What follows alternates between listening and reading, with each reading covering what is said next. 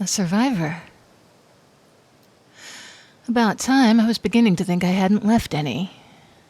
Other than the soldiers that ran, of course. Not much I can do about them, though. I suppose their escaping is a boon.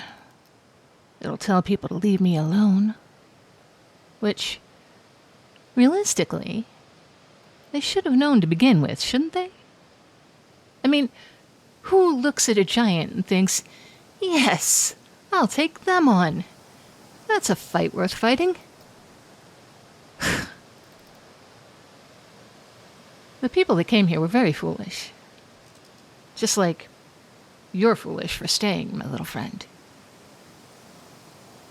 Though, it seems you didn't have much of a choice in the matter, caged as you are. A curious situation to be in, I must say. Let me get a look at you. Startles so easily. Does my size scare you?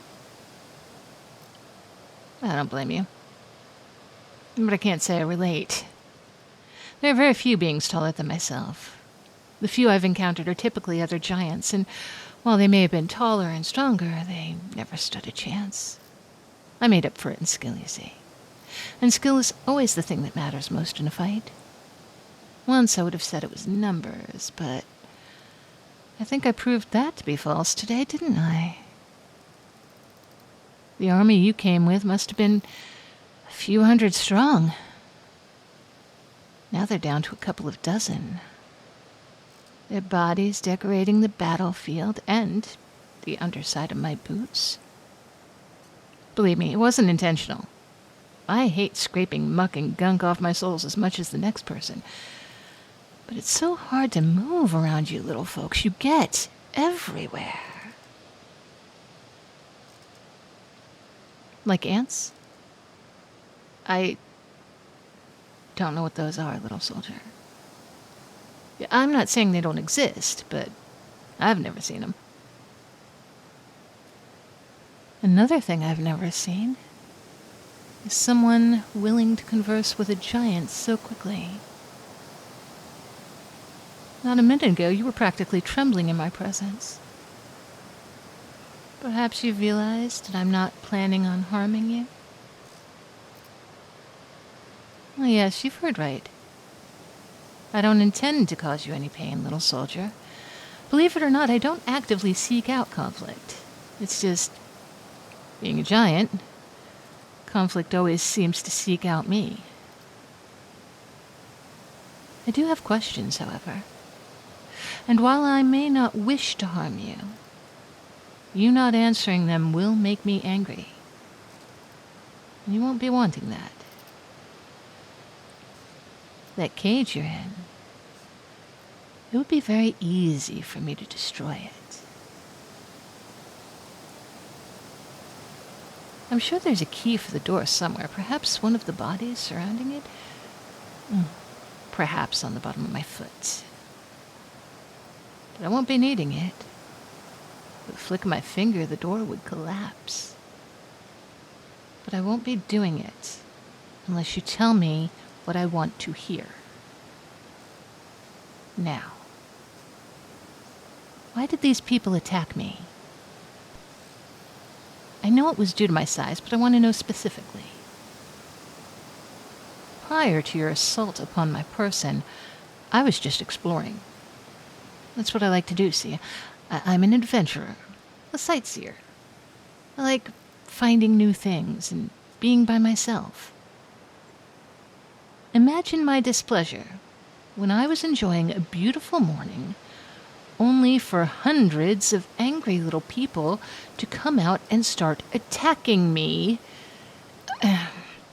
throwing these little sticks at me. Just pulled one out. I thought I'd got rid of all of them. Barely felt them, by the way. They're very ineffective. If I'm the first giant you people ever hunted, you're not very good at it.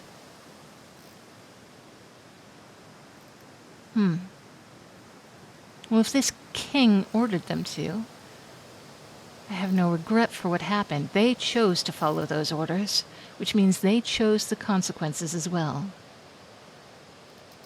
Was this king with them, perhaps leading the charge? Did I smite him already? Well, if he wasn't, I suppose that says a lot about his character. Guess I'll have to be paying him a visit, won't I? He wouldn't happen to be the king of the kingdom I can see in the distance, would he? Yes, I know. It's many miles away for you, my little friend, but for me, it's less than a minute's journey. It's sorely tempting to head there now and have some words with this fellow. But there are other matters I must attend to first. Namely, you. Fear not, fear not. I said I would not harm you, didn't I? And I'm not a liar. We giants don't do that, despite the tales you humans tell about us. I, for one, have never told a lie in my life, and I'm certainly not going to start now. I will not harm you, I promise. Though, I am curious. How did you come to be in this cage? It locks from the outside, meaning it can't have been voluntary, but at the same time, why would someone lock up a fellow soldier like this? And worse, leave them when the attack went sour. For all they know, I could have killed you once I found you. Really? You were protesting the attack? Telling the others it was a fruitless endeavor? I'm not sure if I believe you. But you say you were. For what reason? Was it because you felt I was an innocent and didn't deserve such an assault? Or was it due to cowardice? You knew your army didn't stand a chance and didn't wish to die. I must say, if it's the latter, it does you no favors, little one.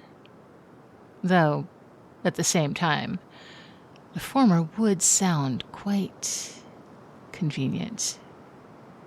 After all, a wolf would bite its own leg off to escape a trap.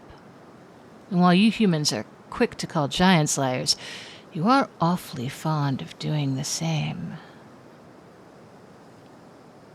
Now look me in my giant eyes and tell me the truth.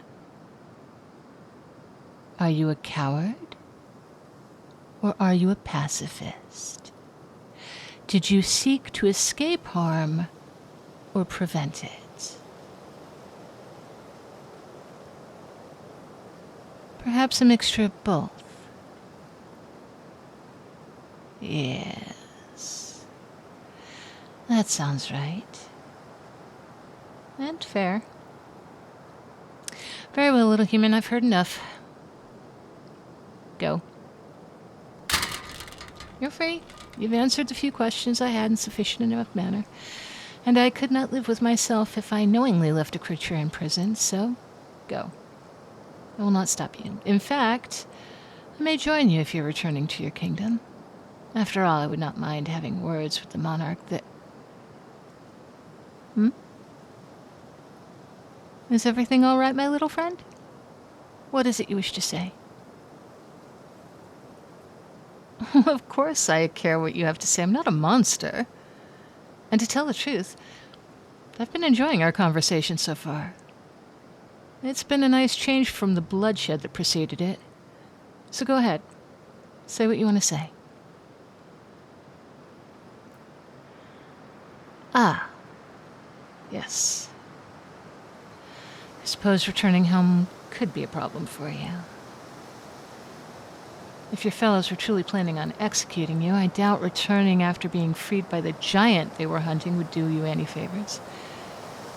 They might just execute you. After all, they can't do that to me, and might want to take their frustrations out on someone else. But what of your family? Will they not miss you? Ah, an orphan. In that case, then, my mind is made up. If there's no one that will miss you and returning means certain death, I see no other choice. I must help you.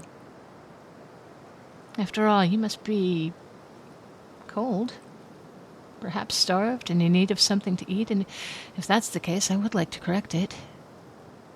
I have a lair not far from here. Well, not by my standards, anyway. Inside, I have plenty of food.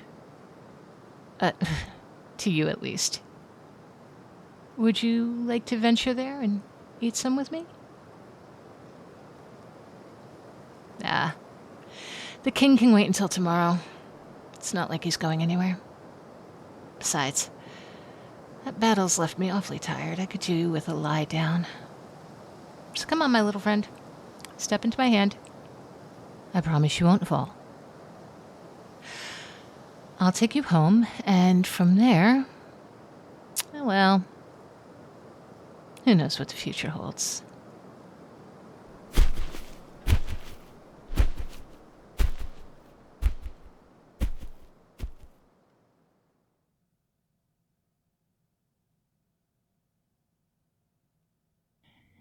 Hey there, you delicious snacks, you.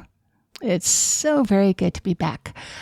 Thank you all so very much for listening and for your time, your attention, your subscriptions, your likes, your comments. You all give me more praise than any one person deserves, and I can't thank you enough. I also get more presents than any one person deserves. So thank you to the Y Writer, Arc Redemption, Kiloa, and Anonymous. Thank you. While I'm at it, thank you to Ozzy and Cask99 for joining me as my newest patrons. And thank you so much to those special people who make it possible for me to do this 5 days a week. There's Nosty, Rogue Scholar, Barry Wilburn, Esteed, Anon, Harper Evolution, Wolf9004, Vile Mouse, Succubus Slave, Malice Hilo, Army Guy 007, Mr. Fabulous, Bunny, Tiny the Taxman, Meryl, Inline Flaws, Onin, Red Death 48, Always Able, Moon, Old Bean UK, Kula Bear, Forces, Swaggy Llama, Cody, Artlow, Pierce Tailish, and Christian Cleopa. You guys, I don't deserve you, but I'm glad to have you. I hope you will all be as good to yourselves as you are to me. I will talk to you tomorrow.